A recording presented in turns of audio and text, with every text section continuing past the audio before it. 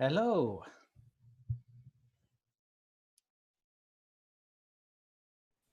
Okay. Hello, my name is John Cassidy-Rice. I have the pleasure to be your host for this podcast. And this week, I'm very excited to have Rachel Hott with me, who is from New York. Welcome, Rachel.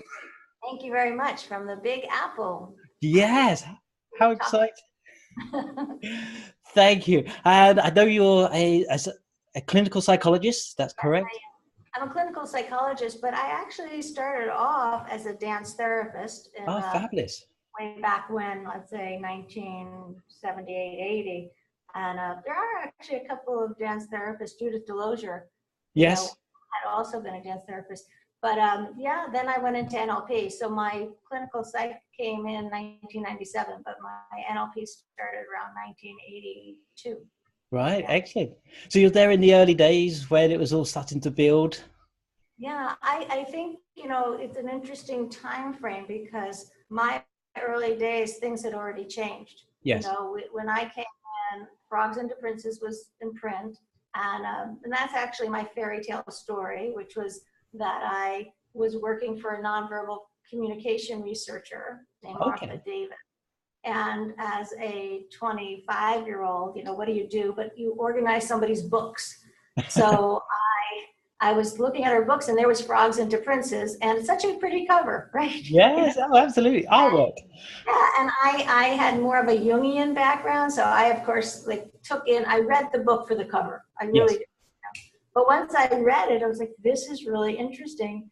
Unfortunately, there was a three-day workshop in Soho at the time, which was very, very different than the Soho in town now. But still a lot of artists, etc. Anyway, that began my journey into NLP. So it was from that. But Bandler and Grinder, they weren't together anymore when I came in. Right, no. So yeah, I was in the beginning, but could you say, not really. I was at some second tier. Okay. It happened fast, Yes. But yeah, 1982 was my kickoff for my NLP training, and I never looked back. So you say you're talking to somebody who's lived in their 20s, 30s, 40s, 50s, and now early 60s with NLP as an experience, life experience. How do you think that's affected your life, your direction? Say how did it affect my direction? How did it affect your life and the direction your life took? Oh, okay. Well, it really, I think, created a career per se. When I went into it, I was a dance therapist looking for how to work with people. I already thought I was very good at observing people. Yes. And I was excited about the communication, the interaction, really paying attention to language. And, and also remember, I was 25, 26, so I was also just open to everything. And it felt right. It was a strong feeling like I understand this, I like this, I want to do this. And this was working with people. Yes. And specifically practicing NLP. And in that experience, I also met Stephen Leeds, who's my husband, who is my co-owner of the business, who's the father of our children, like my partner in life, right? Yes. So he and I also came together at that time saying, oh, let's create an NLP center in New York, after we graduate. So it just developed as a career. And I always, I say I started dance therapy, but there was a window where I was doing business training. Okay. There's a company called American Management Association, and they had a program called Building Better Work Relationships. And guess what? It was NLP. Yes. Okay? So I get hired to teach that. So I'm doing more businessy things, even though I'm coming from a very esoteric background, advanced background. But then it, worked out. I was doing business. But as I grew, I started to be more interested in the therapy side or the coaching side, if you would. So I actually started to veer that way. So I think the direction was building a business and also going back to working with clients. Yes. I may get hired in for business, like as a process communication, but more often I'm one-on-one and training groups. Right. Excellent. Excellent. Now, I think one of the things that's often missed within NLP is the arts. And, Richard Bandler was a musician, you're a dancer, a dance therapist. And I went to college and did dance and music. Have you discovered that the dance aspect of your starting has helped you kind of express and communicate in ways and help your clients open up? Well, I think any artist who comes likes that, Yes. I think the awareness of the body, and nowadays a lot of people talk about the soma and, obviously mind-body connection. So people Yes. have their body, and whether or not it's, people are looking for nonverbal, analysis, even though we could always question what does anything mean? Yes. Just having a body awareness. The creativity probably comes in with working with clients and being able to adjust, or, Yeah. when we do different thought processes, in terms of how you represent something, I'm probably very open to creative thinking, But one thing that I've seen, that some of what Robert Dilts has contributed, I'd say there have been more movement exercises. Yes. And that feels a little bit more in the dance frame, Yeah. But I'd say we're really lacking in music.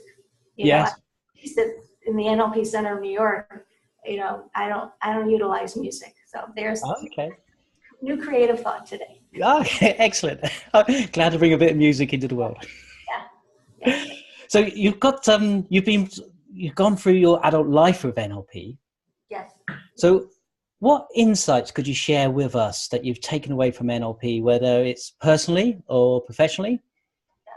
Well, I guess to start with personally, there's a variety of challenges that occur between having a long-term relationship, marriage, which is now I think 34 years, and learning about really, how to understand somebody's model of the world, right? Yes. And the easy triggers, if Stephen gives me feedback about the tone of my voice, I take a moment to really listen to that and think, even though I don't think it's so bad, if it matters to him, I could change my tone of voice. Yes. It's like sometimes simple. With some of my family members, let's say extended family members, if I get triggered by something, I think I have really good resilience to catching the trigger.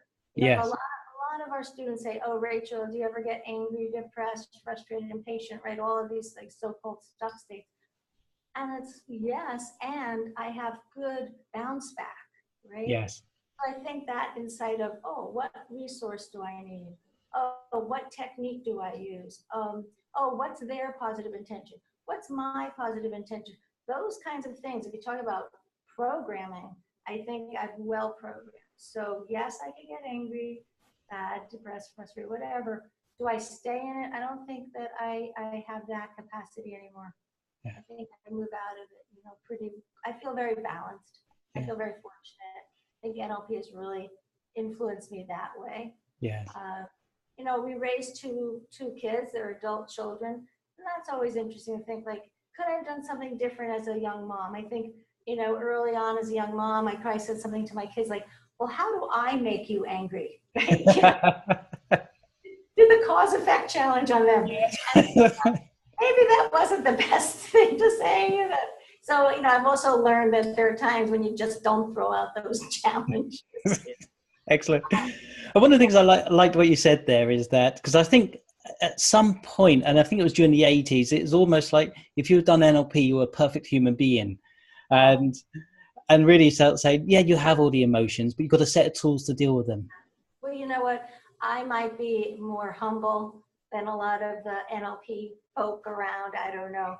We could say we undersell, overdeliver, but I don't promise a lot. I say experience it. Yes.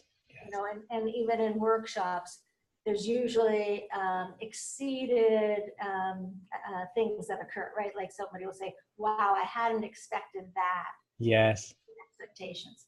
So, getting along with your kids better when you came because you thought you wanted to make better sales, like these are really important things. But yeah, I understand sometimes there's a promotion for like, sort of a miracle moment, I Yeah. wish I could do miracles, that would be fun. Oh yeah, absolutely. But like you say, it's those true life miracles where somebody's comes to help with their sales process. And in learning the NLP skills, they become much more connected with their family, their children. Yes, and it can be that. It can be they had some kind of behavioral habit, whether, classic thing of smoking cigarettes or nail biting or something worse like alcohol abuse or something like that. And then they're able to stop. Now, does that happen all the time? I will guarantee that. But have I seen people say, I feel, in control of who I am now. I don't need that as a crutch. And that always does feel miraculous. And I feel very fortunate to help people get to Yes. Yeah, no, I'd agree with that. It's excellent. So, and NLP's been around a while now. It's like there's gone through several iterations, I think. Where do you think NLP is now? Okay, well, let's think. It's 2018, right? And NLP started in 1975 or a little earlier, right? Yeah, about that, yeah. Yeah. So it's interesting just sociologically thinking about, it's coming through a cultural revolution, coming in California, really like transformational. And then where are we now? High tech, low touch, right? Yes. And it's interesting, we still have to communicate. Yes. Right? So we might talk about in our workshops email exchanges, text exchanges, Yes. video conferencing, right? But we're still dealing with humans so far. I don't know, do we have to deal with how to communicate to our robots? Oh my goodness, probably. Yeah. But well, I think we're getting there. So 2018, we still have to deal with communication. So we could say very relevant. Yes. Right? NLP is still very relevant. What have been the main issues that I've become aware of? And this is mainly because I've become partner with the Leadership Summit, a group of very seasoned. I think the requirement is you have to have had 15 years. Yes. Training, right? And then you have to be invited in, but it's a group of people really exploring where is NLP now. So yes. It's a valuable question. And I think one of the bigger questions is standards. What are the standards of an NLP course? How does somebody offer just an online training? I don't know. How does somebody offer a 7-day and say somebody's certified, right? So these are big questions. Then there's also the question of how is NLP recognized? What happened to the recognition that if it's been since the early 70s, and here we are, 2018. What usually gets recognized as science is something scientifically based, right? Yes. So this is a question. Some people are saying. Some people in the NLP community say, I don't care. It works for me. It works for me, so I don't care, right? Other people say, yes, and if you want to be accepted and you want to move forward, if you want it to be a field. So there's, the question is, will there be more research? I know of one group, it's called the Research and Recognition Project, that has been doing research, working with post-traumatic stress disorder, using basically the trauma model, which is very similar to the phobia model. Yes, yes. But they're not calling it NLP anymore because of the grant concerns and the money concerns. So unfortunately, NLP right now is not getting the credit there. So where is NLP right now? I think it's still fighting for some kind of presence, and yet, in New York, we have ongoing training. Yes. Right? We have a weekend training, we have a summer intensive, we have a once-a-week training, an evening training. So people still find us, right? Yes. And people find us for NLP, but we also do an Ericksonian hypnosis, and I think we kind of have that mixed, of how people find us. So, you know what, John, I would love for NLP to be recognized, and where would I like it to be, you know, in universities, which on occasion it is. Like there's Carl, I'm sorry, I forgot his last name right now. Carl, I apologize. But Carl in Berlin, Germany, he is connected with the University of Nicaragua. And Yes. he can go and get a PhD in an NLP study. Yes. Right? So Carl Nielsen, anyway, you know, so it's happening, but wouldn't it be great if that happened more, right? Yes. So I think there's a struggle, you know, there's definitely, I see it from the Leadership Summit, people wanting that. You know, I'm very in the trenches right now, which means I work teaching classes. Yes. You know, I work seeing clients, so I'm not really, I don't see myself doing anything else except going to a meeting to talk about where is it. Yeah. Which is also important, isn't it? Yeah, to work. Yes. Yeah, and I know I find we have it in the UK where there's almost a lot of people have jumped on the bandwagon.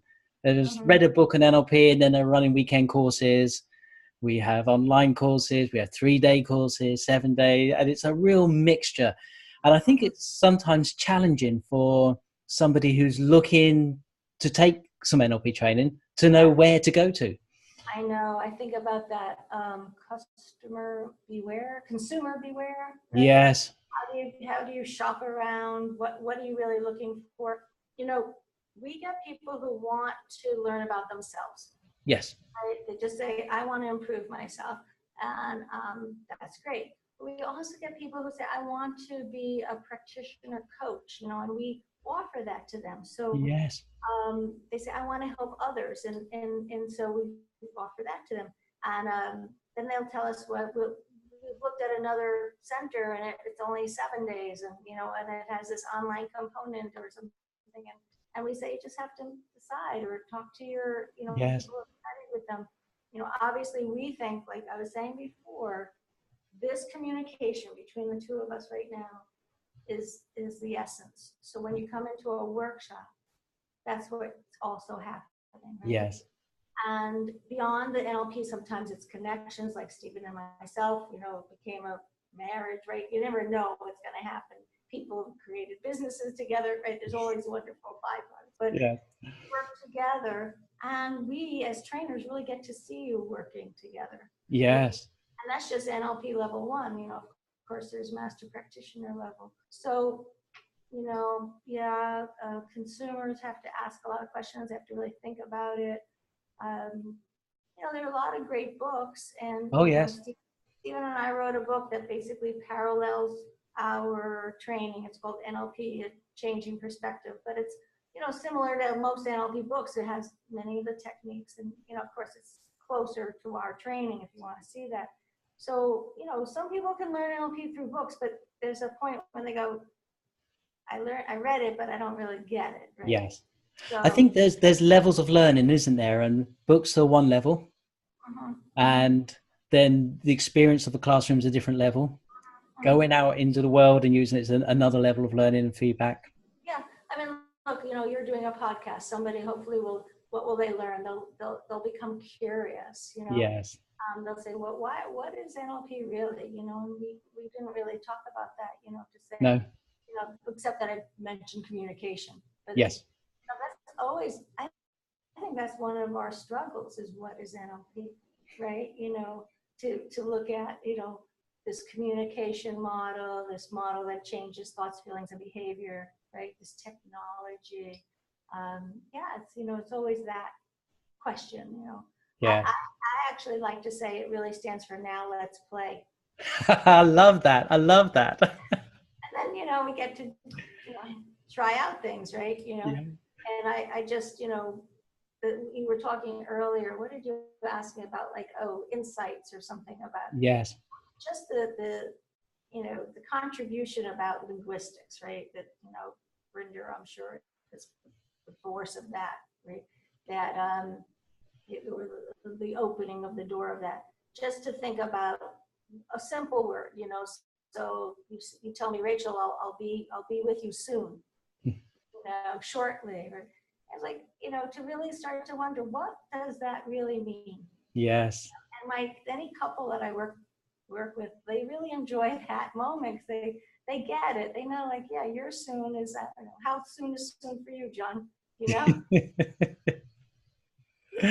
Oh, fabulous, fabulous. So, Mine's about 5 minutes, I'd yeah. say.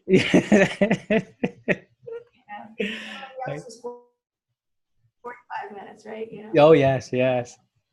Excellent. So, and I think that NLP is almost the danger of losing that sense of fun and adventure. Sometimes it gets too serious. Oh goodness. You know, I tell me more. Tell me where you think it's losing it. Right. Okay. I think the initial days was a sense of an adventure.